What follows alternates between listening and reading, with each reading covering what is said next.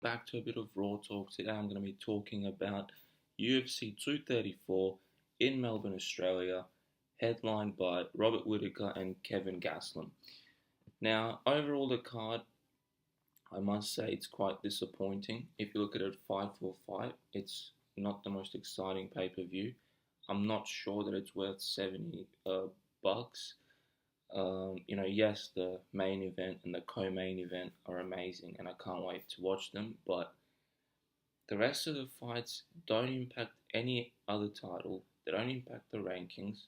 They just sort of fill in fights. And yes, I'm looking forward to seeing some of the local Australian talent and seeing what they can do.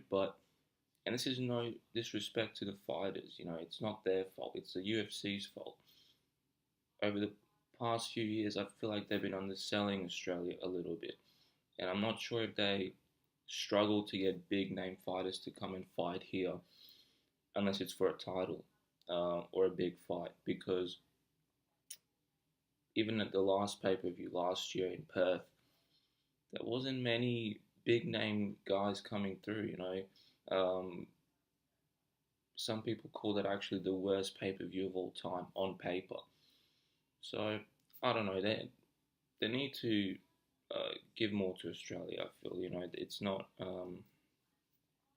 not been a good couple of years, but very excited for the two fights that are headlining sort of this event. And let's start with the co-main event, which is um, Israel Adesanya and Anderson Silva. Now I'm really excited for this fight because it's old versus new. Everyone says it's the old Silva versus the new Silva. And originally, when this fight was first made a couple of months ago, people said, "Oh, this is how can you put Anderson Silva in this with this young guy? He's going to destroy him." A lot of people put Anderson Silva in that Chuck Liddell um, sort of spot. Oh, he's old, he's washed up, he's nothing now. Yes, he's old. He's 40 plus. Is he the same Anderson Silva from 10 years ago? No. However, I don't agree that he's washed. But if you look at his record on paper, yes, he has 4 losses out of his last 5 fights, and it looks bad. It looks like he's washed up. It looks like he's on the decline for sure. But let's look at those fights. Put some context into them. So you have the 2 losses to Chris Weidman, back to back, and that was almost 6 years ago now. Then you have the Nick Diaz fight, which doesn't count because of the use of steroids. Um, Michael Bisping was 3 years ago, pretty much exactly 3 years ago, and that's a loss. But if you actually watch that fight, Anderson Silva almost destroyed Michael Bisping. He almost knocked him out twice, and Michael Bisping showed real heart and toughness to come back and win that fight. Then you go to his next fight, Daniel Cormier, UFC 200, takes the fight on one day's notice, and he was pretty much wrestled to the ground by DC for 3 rounds in a row. He didn't get knocked out. It was a fight that he took on a day's notice, and he didn't look. And then his last fight against Derek Brunson, he beat Derek Brunson by decision. So it's not as bad as people make it out to be. Anderson Silva is still a tough guy, and I would put him.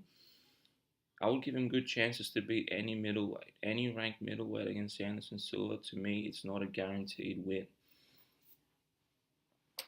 Um, let's go on to Israel and Sanya now, though. See, Israel is on the come up, and he's been looking better with each fight. He came out last year at UFC Perth.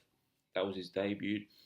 And in 1 year, I mean, he's made the sport almost revolve around him. This guy's the future of the UFC. He's like the next Conor McGregor in a way. Um, we all know that the striking is incredible, and you should know that if you've watched his, or even just highlights of his kickboxing fights, that he's level of creativity. I mean, the stuff he comes up with is just amazing and incredible to watch. But what I'm mostly impressed by him is his takedown defense. He just refuses to be taken down, and even if you do take him down, he's up in 1 second. You know, you can't keep him down for long.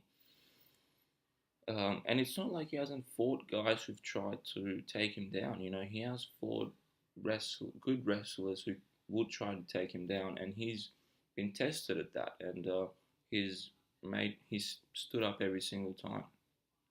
Now I think that this guy's the next big thing, even though I respect Anderson Silva, he's a legend.